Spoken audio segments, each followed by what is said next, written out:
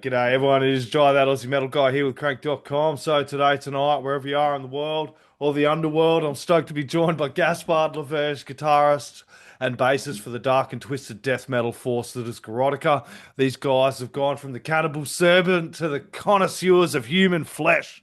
And now they're gearing up to unleash the second full-length daily grind of the medieval, which does drop October 3rd. They've already dropped some absolute rippers, Sage, Clove and Powdered Bone, Rats in a Bucket, Nothing Left to Penetrate. They did drop the Mangled in the Livery about 5 days ago. And if you consume your music other than Spotify, you would have grabbed it over on Bandcamp and already had that Studying the Stump there. Gaspard, thank you very much for joining me, my friend. You're welcome. It's great to be here. Absolute bloody pleasure, mate. Let's kick things off with the early days. How did Gorotica first come together? It is the, dare I say, passion project of John von Cannibal. He had a image of a sick and twisted music that he wanted to release. So he wrote it all himself, believe it or not. And then he enlisted me to help him out with some of the guitar and production. And we've been collaborating ever since. Yeah, it's got an absolutely ripping sound. You, John, and Raymond each bring some heavy musical backgrounds. What initially drew you three together and made you kind of decide to channel this? I know that John did create it, but what drew you Hmm. all together as a unit? I guess similar taste in cuisine always helps. And the love for, yeah, sick, twisted music, and maybe just a dash of the absurd. Damn straight. That debut album, Morbid Menagerie, was an absolute ripping bloody album. Thank you. What was it like making that one for the first one? Well, that one was quite different because we didn't really know what we were trying to do. It was just throwing things at the wall and seeing what sticks. So it definitely listening back to it now, it doesn't feel as focused as much as I still like some of the songs. Sometimes they just seem to do their own thing and don't relate to each other as much as we would have liked. Yeah, you're damn straight, and you are right in that. That's what I feel with the daily grind of the medieval age is kind of. Tell me a little bit about the themes that kind of influenced you making this. Well, I think like you've just touched upon there, it is a little bit more conceptual, and all the lyrics and some of the tones and extra instruments, which maybe you haven't heard just yet, of course, they relate to that medieval age. I think it's a really interesting age. It's one where I think humanity was really, uh, while trying to project its morality, was actually at its most vile. If you think of all the torture and maiming and just oppression, general oppression on society when claiming to do otherwise. So it's a very interesting time. It's a very interesting time and a great time to look for death metal Exactly. lyrics and inspiration as well. It kind of sparked my interest back in bloody high school, doing a lot of history about the medieval ages, and that was a dark time. So these Exactly. guys would have had a hell of a lot of time jumping into to making this album thematically, yeah? Yeah, yeah. I mean, that's always something great when maybe if you do a bit of research and you go down some dark rabbit holes that you're learning while you're recording and writing. Yeah, that's always fun. And the first track I did kind of come across you guys through the PR, and I was absolutely sold on it. I've actually seen this one drop, and I played it for a few people when it dropped on my followers and that, and it got a really killer response, and I absolutely dug the fuck out of it. It was Sage, Clove, and Powdered Bone, and that was kind of Yeah. my initiation, and then diving into that and the singles you released off it, and the Morbid Menagerie as well. But tell us about that single. Yeah, well, that is also one of my favorites as well, and I pushed John to make that one of the singles. I think on the first album, some of the more mid-tempo tracks were received. So although we call ourselves a grindcore and we like to be as fast as we can, sometimes it's nice to slow things down, and that makes the faster tracks seem faster, if anything, because there's something to compare it to. It's just not all constant. Uh, Grinding, blasting all the time. So this one, as we've said, is more of a mid-tempo groove. It might even be reminiscent of some 90s death metal. So we tried to put some of those sounds there. Not afraid of a little influence or a little tribute as we record and write. So we try and also wear our influences on our sleeves sometimes. Yeah, it's got a it's almost like it's heavy as fuck. It's death metal. It's flat out. But the pace you guys play it, like I know it's been put down as a doomy kind of track, but it does have that feel. And John's vocals sit really clear in the mix on that one as well. So when he's like sage, clove, and powdered bone, you're chanting along with it. It's almost like a little Yeah. chant. I think it's nice to have a good earworm, even if you're in a death metal song. It's nice to like. There's a few choruses on this album, if I may say, that they're catchy, and you will want to sing along to them because they just inspire that that result, I guess you could say. Yeah, and you did go with I love doing this because I'm an album nerd, dude. I checked out like Peter's Bruegel's the Triumph of Death, and the artwork for that is absolutely bloody amazing, and it's just perfect for this. How Yeah. much did that kind of the album work influence you guys at all? Or I have to say, I think we found the artwork afterwards, but like you're saying, it really encapsulated, I think, all those little vignettes of chaos, which is what we feel like the album also represents. So it's been pointed out some other bands have used it before. Black Sabbath used yes. it for their greatest hits, and that's fine too, but we felt conceptually this really matched what we were doing. So even though maybe some other bands have found it before us, we just felt it was too good to look at anything else. Exactly, and I love the track list, and dude, I can't wait to dive into this album because, like, you read this and you're like, man, those guys in the medieval had it world. You're like, Dirge to the Breaking World, A Helping Hand, the Cannibal Yeah. Servant. I did mention Hannah Head Basket as well. The Rats in a Bucket as well. Tell us about that single. That was one of the earlier ones off the album Yeah, you released. Was that the that one first was, one? we were just testing the waters a little bit, and we thought we'd just put out a single without announcing it to anything just yet. Yeah. And that's one of the more chaotic ones. Once again, based on real torture, where rats would be put on a subject's body and they would heat the bucket with coal until the rats were desperate to escape and then would start to eat through you. So makes a great song, of course. Yeah, so John said you said John on that first album had the music already recreated the composition. Is that the same with this album? Tell me a little bit about the songwriting process, how you guys kind of work together as a unit. Yeah, it's actually been much the same. So, yes, John writes the majority of the music and he delivers it to me. But something interesting for me is there's no annotations for technique. So, if I want to do a hammer on or a bend, or if I hear it as a pinch squill, uh, I'm allowed to have that freedom. So, I interpret the tracks and I like to think I give them a bit of a freshness as well. So, but there is one song. Walking Talking Corpse of the Catacomb, which is the opening riff, was one I helped write, and I think that it's a really great riff, to be honest. So I can't wait for everyone to hear that one. Another good groovy song. Yeah, exactly. And I did. I was go through all the notes and everything. I usually get the album. Oh, didn't this time, but that's good. We got the album brings Yeah. in some harpsichord We can and fix that. choirs and horns as well. I noticed. Tell us a Yeah. little bit about. Obviously, you're bringing them in for the medieval themes, but tell us about bringing them in. And what kind of how you've managed to able to bring them in and to be able to sound good as well and to work that into the music.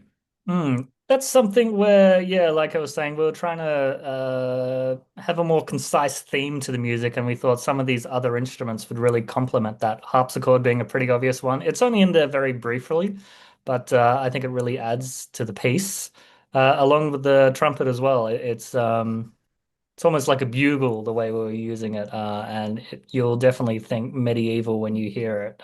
Another great track. I can't wait. That one's got a big black metal vibe to it as well, so that'll be interesting for people to hear. Oh yeah, and from your perspective on guitars and bass, you said they weren't huge parts, but what was it like working with those instruments? Like, it's not often you get to work with a harpsichord or have some trumpet come in. So what was it like from your perspective, mate, weaving that into how you play? Yeah, well, the harpsichord is used like briefly. It's more transitional. Yep. And it signals it really doubles down on the medieval moment for that. So I think that song really stands out for that Yep. reason. And then the trumpet as well. It's one of those. I mean, I wish John was here as well, but you hear these sounds in your head, and you'll do anything to replicate what you hear.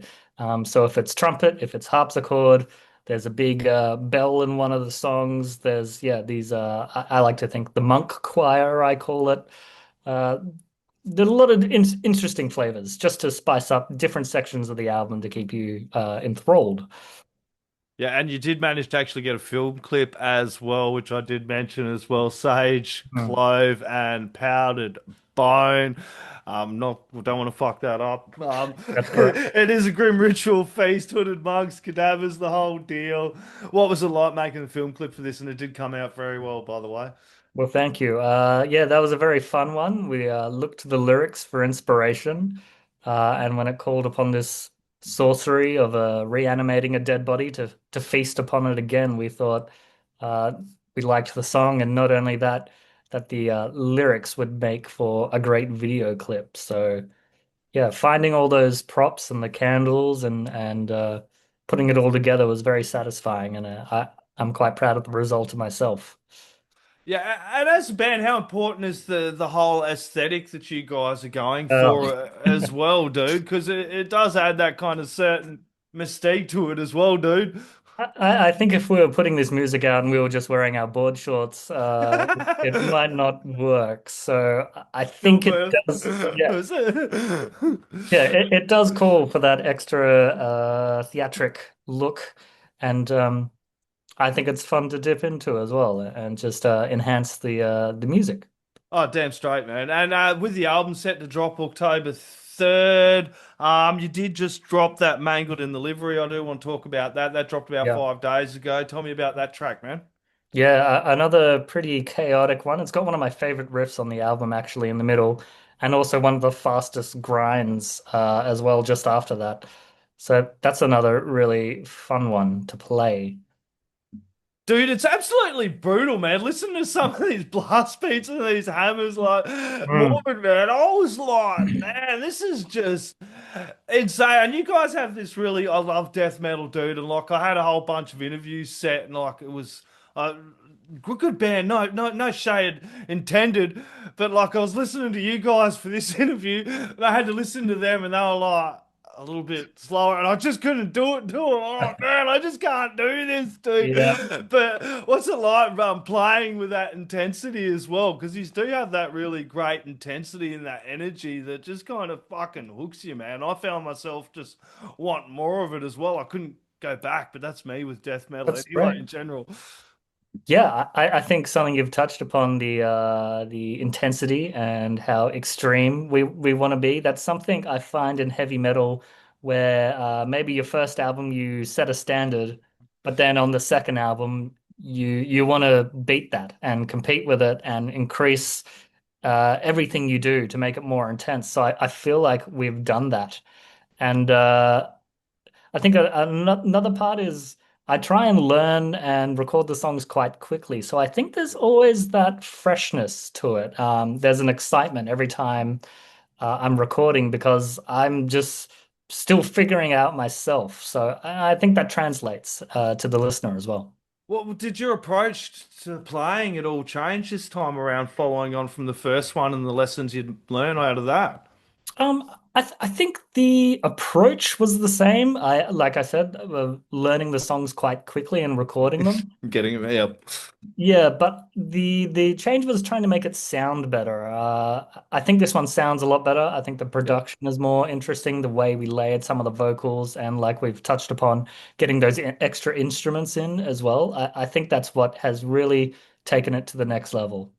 Well, production, did you do all that in-house or did you work Yeah, with some? yeah, Yep. that's all Yeah, I in-house. thought So so. yeah, yeah. Oh, So, it's some really well, good level production for it as yeah. well. And what Well, was that like working in together as well? Did you bit yeah. more control over it and the sound and what you were going for? Yeah.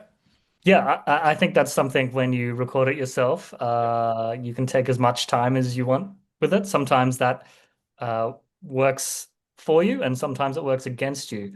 So we took about a year to record this. John had all the songs together, but he didn't want to write any lyrics until it was recorded and you can hear them. So in that sort of primitive state, he still stays away from the lyrics until you can get a better approximation of what it's going to sound like. And I think that did help the album as well.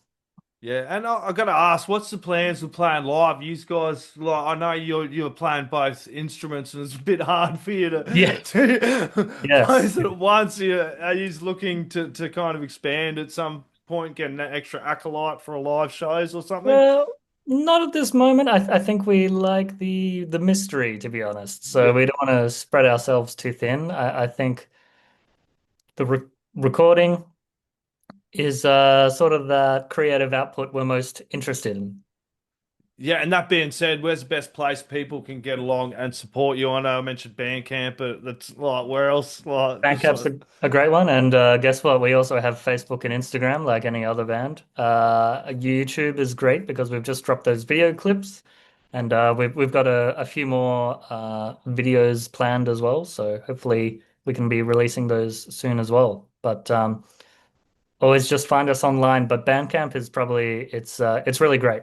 I Uh, love Bandcamp, dude. I have bought hundreds and hundreds and fucking yeah. hundreds of albums on there because I've mentioned this quite a few times. You just can't mess with that quality, dude. Like at all. Like short of going out and actually buying the vinyls and chuck it into my record player, or if you're Mm. gonna buy albums, like you play something on Spotify, it's like it's like you go buy the album and listen to it, and you get that top quality, yeah, flat quality sound. It's like unreal quality Mm. sound. You get to make the most of it. So most definitely, people go out there and buy the bloody albums.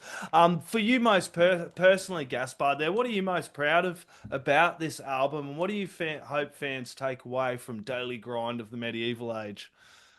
It's a great question. I hope they realize just how much, yeah, more focused and effort has gone into this one. The first one we love, but it was just seeing what happens. We sort of liked it. We thought we put it out there. It was received quite well, so we thought it made sense for a follow-up. And I think this one I personally like a lot more. I think the songwriting is better. I love the medieval theme. I think it's lots of fun and it's really interesting to touch upon. Yeah, some of the depravity that's been witnessed in humanity. Yeah, the death metal and history nerd in me just was frothing at the bit and is frothing at the bit for this.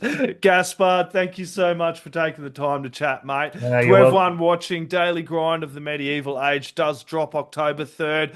Jump over to Bandcamp, grab it, go grab some fucking merch. So don't be a walking, talking corpse of the catacombs. Get over, spin it loud. There are a whole bunch of singles out there that we did mention as well. When the full feast arrives in October, Gorotica are serving up more than just a helping hand. Support heavy music, support the underground, trying not to get mangled in the livery. Last Mm. words, shout outs, and thank yous. Is there anything else you'd like to add or up to you, mate? I'm just very excited to see what everyone thinks once they get the whole album because I think it is actually also just an experience from the start to the end. The way we've sequenced all the songs, like the last track is one of my favorites. It's very epic. So yeah, few surprises. So I can't wait to hear what everyone thinks, and I'm gonna make sure you get that album as soon as possible as well. No worries, damn straight. Everyone grab some Gorotica, crank it bloody loud. The neighbours are going to want to hear it too. Cheers, Gaspard.